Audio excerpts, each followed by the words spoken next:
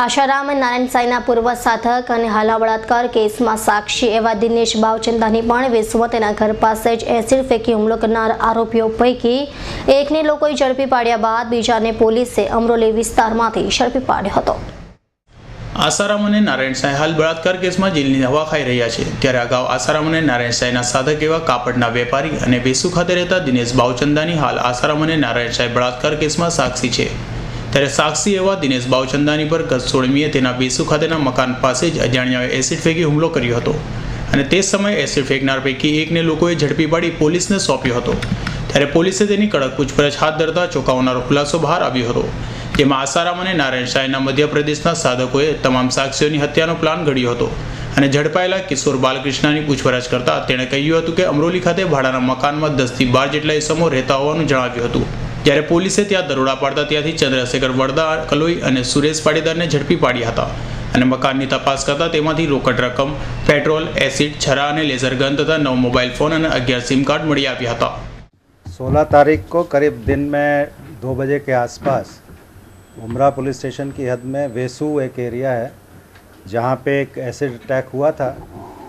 Complainant है दिनेश चंदूभाई भागचंदानी, उनके ऊपर एसिड फेंका गया था और उनको इंजरी हुई थी। एसिड फेंकते समय एक आरोपी को वहीं पे पब्लिक ने पकड़ा था और फिर पुलिस पहुंच गई थी तो पुलिस को हैंडओवर किया गया था। उसके बाद ऑफेंस रजिस्टर हुआ। ऑफेंस में ऐसी बातें बाहर आई कि जो फरियादी हैं वो आसाराम के पुराने साधक हैं और काफ़ी लंबे समय तक साधक रहे।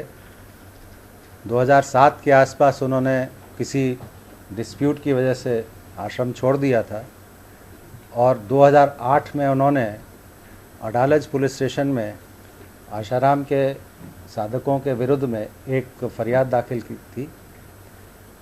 सामने से इनके विरुद्ध भी एक फरियाद दाखिल हुई थी। अब बाद में इन दोनों में कॉम्प्रोमाइज़ हुआ था। जो आरोपी यहाँ स्थल के ऊपर से पकड़ा गया, उसने पूछपरछ के दरमियान बताया कि जो इस केस के फरियादी हैं, चूँकि वो पुराने समय से आशाराम के विरुद्ध में रहे हैं और जो नए केस हुए उसमें विटनेसेस को मदद करते थे, इस वजह से उनके ऊपर खुन्नस रख के अटैक किया गया है। आरोपी की काफ़ी डिटेल्ड पूछताछ की गई है।